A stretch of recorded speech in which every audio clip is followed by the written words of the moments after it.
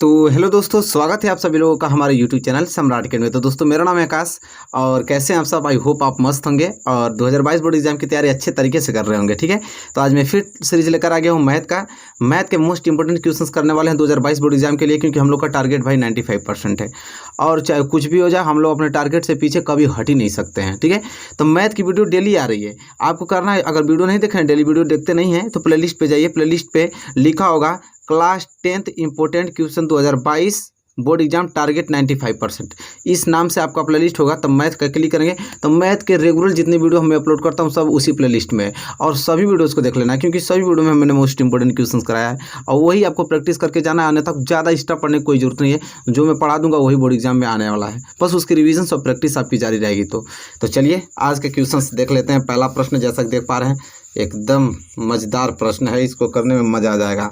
अब ये प्रश्न ये है कि संख्या 6,72 और 120 का अभाज्य गुणनखंड विधि द्वारा एचसीएफ और एलसीएम ज्ञात करना है।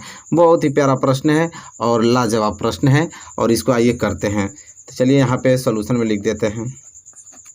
ठीक है, अब देखिए सॉल्यूशन कैसे होगा। तो मेरे प्यारे विद्यार्थियों, करना कुछ इसमें करना है, अभाज्य गुणनखंड विधि द्वारा एचसीएफ और एलसीएम ज्ञात करना है। चलिए करते हैं। 6 को तोड़ देंगे हम लोग किस में, 6 का एलसीएम लेंगे तो किस में टूटेगा। अब एक्सप्लेन करके पढ़ना चाहते हैं तो आइए। 6 का एलसीएम इस तरह निकालिए, 2 तिहाई 6, 3 एकम 3। इसी तरह 120 का निकालिए। करना क्या है, 60 दूनी के 120, 2 से कटाएंगे तो 30 बार में, 2 से कटाएंगे तो 15 बार में, 3 से कट जाएगा 5 बार में, 5 से कट जाएगा 1 बार में, बात खत्म। इसी तरह 72 बच गया, 72 का भी ले लेते हैं। क्या करना है, 36 दूना के 72, 2 से कटाएंगे 18 दूनी के 36, 2 से कटाएंगे 9 दूनी के 18, 3 से कटाएंगे 3 तिली के 9, 3 एकम 3। पूरा तोड़ के इधर उधर कर दिया। अब 6 है तो 6 को हम क्या लिखेंगे, 2 गुणे 3। अब 72 है, 72 को क्या लिखेंगे, 1 2 3, 2 3 पर आया है तो 2 पे पावर 3 हो जाएगा, 3 2 बार आया है तो 3 पे पावर 2 हो जाएगा। कोई दिक्कत, कोई दिक्कत नहीं। 120 को क्या लिखेंगे, 1 2 3, जो 2 है वो 3 बार आया तो 2 पे पावर 3, 3 तो आए एक ही बार है, 5 भी आपका एक ही बार है। अभाज्य गुणनखंड के रूप में टूट गया। तब अभाज्य गुणनखंड के रूप में टूट गया तो हमें इसका बस ज्ञात करना है एलसीएम और एचसीएफ। तो चलिए पहले एचसीएफ ज्ञात कर लेते हैं। एचसीएफ क्या होता है जानते हैं ना आप लोग। एचसीएफ में सबसे हम लोग देखेंगे अभाज्य गुणनखंड की सबसे छोटी घात देखेंगे। सबसे छोटी घात मतलब कि 6, 72 और 120 का जब हम एचसीएफ निकालेंगे तो इन सभी का सबसे छोटी घात मतलब पहले 2 को उठाइए। 2 की सबसे छोटी घात क्या है, 2 की सबसे छोटी घात 2 पे पावर 1 है तो 2 पे पावर 1 ले लेते हैं गुणे।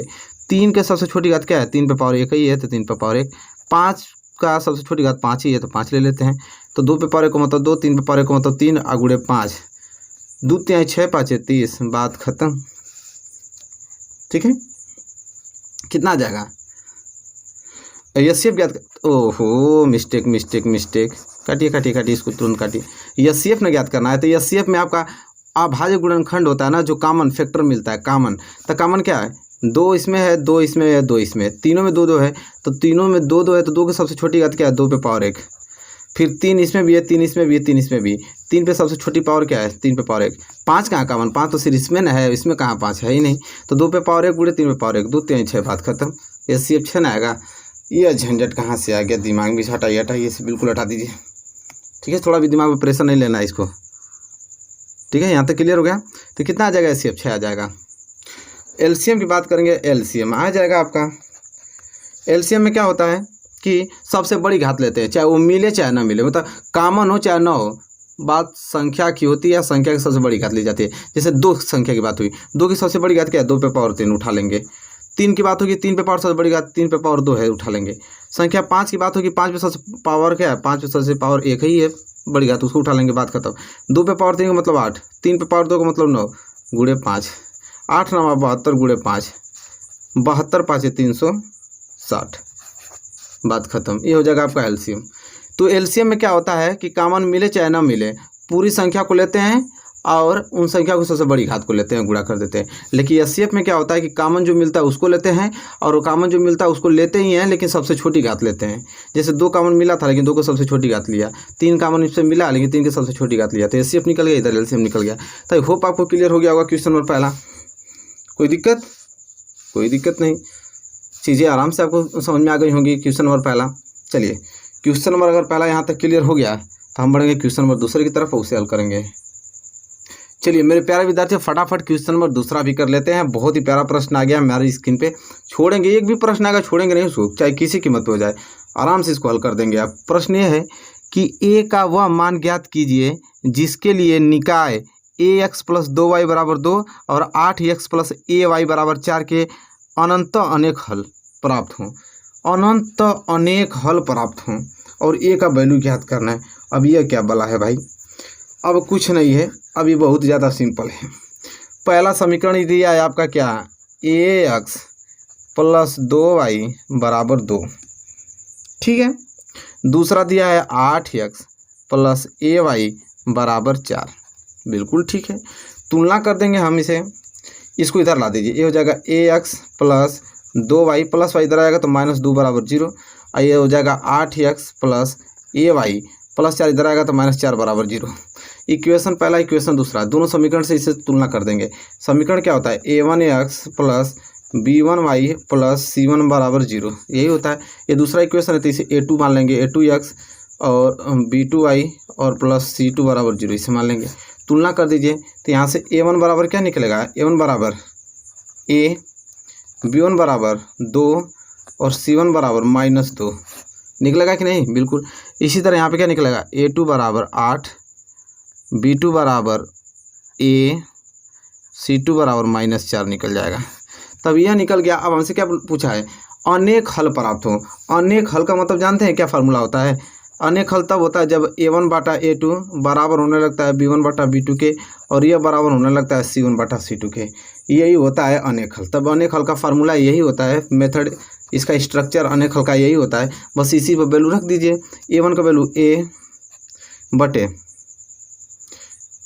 a/a2 का वैल्यू 8 बराबर b1 का वैल्यू 2/b2 का वैल्यू a बराबर c1 का वैल्यू -2/c2 का वैल्यू -4, बात खत्म। अब इसे हल करना है मेरे प्यारे विद्यार्थियों। माइनस से माइनस कैंसिल कर दें, बिल्कुल कैंसिल हो गया। तब क्या हो जाएगा, यहाँ से a/8 बराबर 2/a बराबर काट दीजिए, 2 कम 2, 2 दूनी की 4, यह आ जाएगा 1/2। अब यहाँ से किसी की वैल्यू किसी के बराबर कर दीजिए, या तो इसको इसके बराबर ले लीजिए या तो इसके, दोनों वैल्यू सेम आएगा।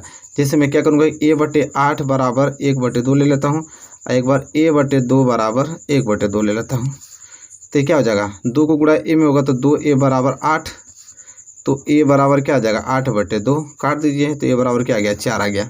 इसी तरह यहाँ पे 2 को गुणा a में होगा तो क्या हो जाएगा 2a बराबर 2 को गुणा 1 में होगा तो 2, a बराबर क्या आ जाएगा यहाँ से, तो यहाँ से आ जाएगा आपका अरे गलत हम उतारी दिए हैं, देखिए a/2 थोड़ी है, 2/n है, तो यहाँ पे 2/n होगा, 2/a बराबर 1/2 ये ना होगा। देखिए इन दोनों में तुलना होगा तो ये हो जाएगा, 1 गुणा a में होगा तो a बराबर 2 दूनी के 4, तो यहाँ पे भी a बराबर 4 आ गया और यहाँ पे भी a बराबर 4, मतलब हमसे a का वैल्यू पूछा था ना, a का वैल्यू 4 निकल गया, बात खत्म। यही प्रश्न आपका है, देखिए सिंपल। तो देखिए जो भी प्रश्न आएगा कंसेप्ट क्लियर है, सारी चीज़ें क्लियर होती जाएंगी और हम लोग इसे लगाकर अच्छे तरीके से उड़ाते जाएंगे। चलिए क्वेश्चन नंबर दूसरा क्लियर हो गया ना, आराम से पूछा था। एक मान ज्ञात कीजिए, 2 समीकरण देखे, दोनों समीकरण को मैंने इक्वेशन से तुलना किया और a1 a2 b1 b2 c1 c2 का वैल्यू निकाला और अनेक हल पूछा था, अनेक हल का मैंने स्ट्रक्चर रखा और यहाँ से a की वैल्यू ज्ञात कर लिया, बात खत्म। ये क्वेश्चन अच्छे तरीके से आपको याद हो गया होगा। चलिए क्वेश्चन नंबर तीसरे की तरफ बढ़ेंगे और उसे हल करने की कोशिश करेंगे। चलिए मेरे प्यारे विद्यार्थी, क्वेश्चन नंबर तीसरा। अब ये क्वेश्चन नंबर तीसरा क्या है इसको भी देखते हैं। क्वेश्चन नंबर तीसरा है कि 2 संख्याओं का अंतर 26 है और एक संख्या दूसरी संख्या की 3 गुनी है, उन्हें ज्ञात कीजिए। अच्छा देखिए, इस प्रकार के प्रश्नों में जो चीज़ दिया रहता है जिस प्रकार उस प्रकार स्ट्रक्चर बनाएंगे ना तो सारी चीज़ें क्लियर होती जाएंगी। कह रहा 2 संख्याओं का अंतर 26 है, 2 संख्याओं का अंतर 26 है और एक संख्या दूसरी संख्या की 3 गुनी है, उन्हें ज्ञात करना है। तो भाई दोनों संख्या तो हमको मालूम ही नहीं है तो उसका अंतर 26 कैसे करेंगे, और जो चीज़ मालूम नहीं रहता उसे मानना पड़ता है ज़बरदस्ती। तो मानेंगे हम लोग, लिखेंगे कि माना एक संख्या को मैं क्या मान लूँगा x, तथा दूसरी संख्या को क्या मान लेंगे y मान लेंगे। तो मानना ये तो कुछ भी मानिए, आप a भी मान सकते हैं, c d मान सकते हैं, ठीक है। तो माना एक संख्या x मैंने मान लिया और दूसरा मैंने y मान लिया।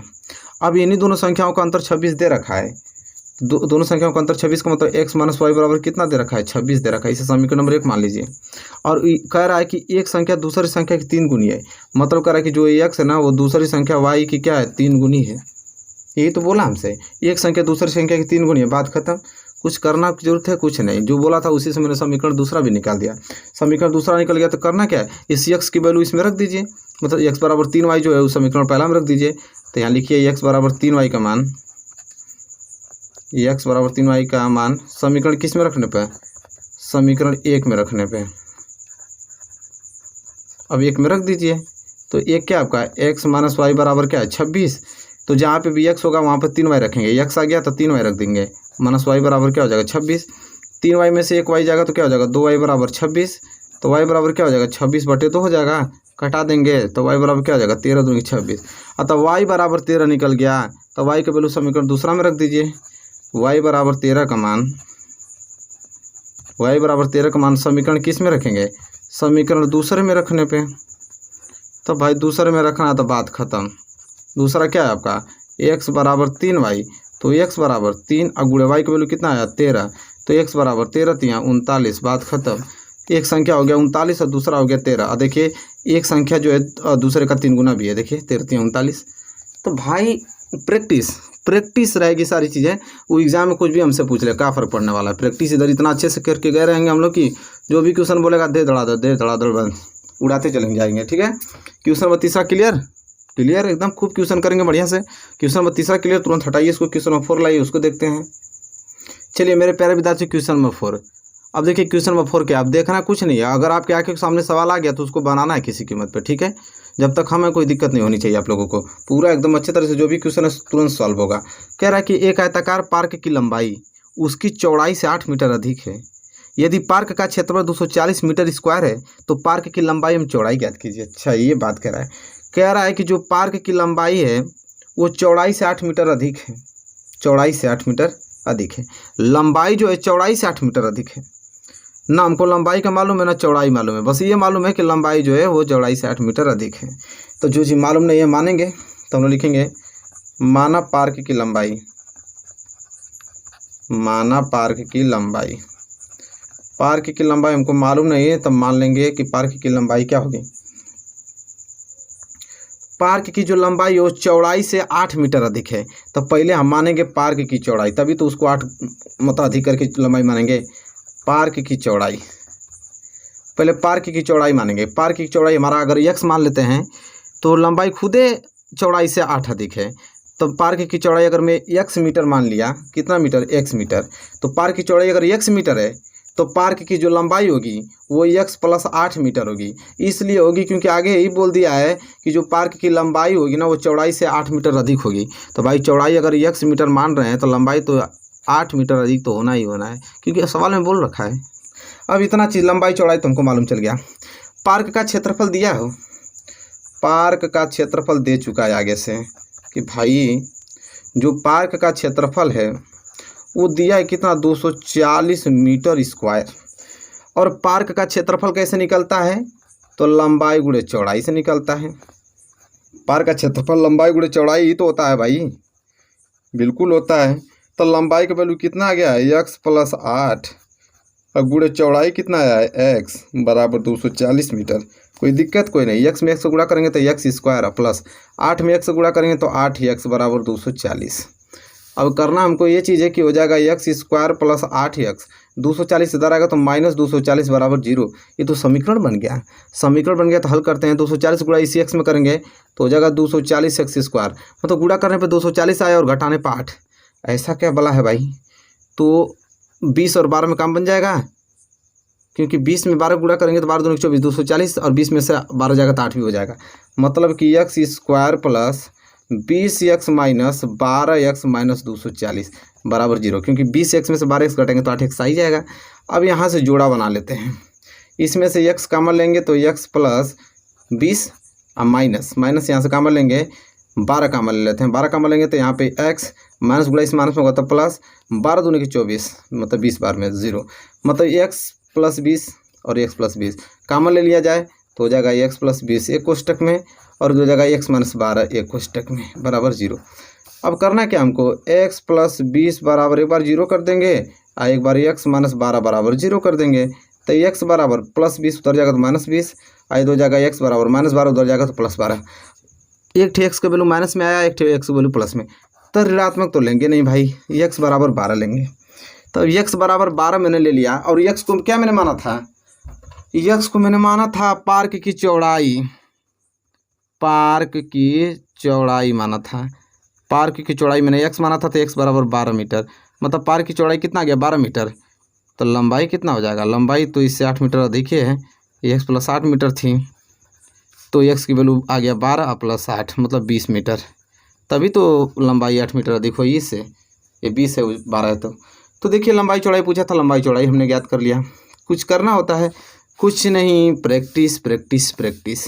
इतना ज़्यादा प्रैक्टिस कर देंगे सारे क्वेश्चनों की कि एग्जाम में वो किसी ढंग से क्वेश्चन पूछे उसका आंसर हम लोग तुरंत एकदम देने के लिए तैयार रहेंगे। तो आई होप क्वेश्चन नंबर 4 तो क्लियर हो गया होगा, नो डाउट आपको होगा क्वेश्चन नंबर 4 में। यहाँ तक नहीं दिक्कत है तो बढ़ेंगे ना हम अगले क्वेश्चन की ओर, क्वेश्चन नंबर 5 की तरफ चलिए देखते हैं। चलिए मेरे प्यारे विद्यार्थी क्वेश्चन नंबर 5 की तरफ बढ़ चलते हैं, इसका सोल्यूशन देखते हैं। क्वेश्चन नंबर 5 देखिए, प्रश्न पूछा जाता है, बहुत बार पूछा गया है कि यदि 27, 23, x माइनस 4, x प्लस 4, 15, 3 और 7 का समांतर माध्य 15 है तो x का मान ज्ञात करना है। तो बिल्कुल देखिए कैसे ज्ञात होगा, समांतर माध्य आगे दे चुका है तो समांतर माध्य आगे दिया 15, तो समांतर माध्य बराबर क्या होता है, समांतर माध्य बराबर दी हुई संख्याओं का योग, मतलब 27 प्लस 23 प्लस x माइनस 4 और plus x plus 4 plus 15 plus 3 और एक संख्या 7 दिया हुआ है। और बटे में क्या होता है, कुल संख्या होता है 1 2 3 4 5 6 7, टोटल 7 संख्या है। तो 7 की गुणा इसमें होगा तो 15 7 कितना हो जाएगा 105, तो 105 बराबर क्या हो जाएगा, इसे जोड़ लीजिए। तो जोड़िए देखिए कितना हो रहा है। तो मेरे प्यारे विद्यार्थियों ऐसा किया जाए कि इस -4 से +4 को कैंसिल कर दिया जाए, बिल्कुल, और जोड़ दिया जाए। कितना हो जाएगा, 7 और 3 10 और 15 10 25, 25 तो यहाँ से हो गया, और 25 और 23 कितना हो जाएगा, 25 और 23 5 3 8 48, 48 में 7 जोड़ देंगे तो 8 7 15 4 2 6 7 75, 75 आ गया, और प्लस x और x मिलके 2x, मतलब 75 प्लस 2x ये आ गया। अब देखिए 105, 75 इधर इधर भी देंगे तो -75 बराबर क्या हो जाएगा 2x। तो यहाँ से 5 में से 5 गया तो 0, 10 में से 7 गया तो 3 बराबर 2x। मतलब अगर x की वैल्यू निकालें तो 30 बटे कितना जाएगा 2, और x बराबर कितना जाएगा 15, और यही x का मान पूछा था, x का मान कितना आ गया 15, बात खत्म। ठीक है, यही पूछा था, आ गया। तो मेरे प्यारे विद्यार्थी इस प्रकार क्वेश्चन आपको बोर्ड एग्जाम में देखने को मिलेगा, जो कि आप बहुत आसानी तरीके से इसको कर डालोगे। तो आई होप आपको क्वेश्चन क्लियर होगा। तो वीडियो में 5 क्वेश्चन रहने दें, क्योंकि रेगुलर हम लोग को क्वेश्चन करना है तो थोड़ा थोड़ा करेंगे, और बाकी सभी सब्जेक्ट पर ध्यान देना है, क्योंकि डेली सभी वीडियो जो अपलोड हो रही हैं तो सभी को कवर करते चलना है। ठीक है, तो चलिए इन क्वेश्चनों को प्रैक्टिस कर लीजिएगा अच्छे तरीके से, और बहुत अच्छे तरीके से प्रैक्टिस कीजिएगा, और घर पर भी पढ़ते रहिए, और अपना टारगेट भूलिएगा मत। ठीक है, तो चलिए मिलेंगे आपसे नेक्स्ट वीडियो में, तब तक के लिए धन्यवाद।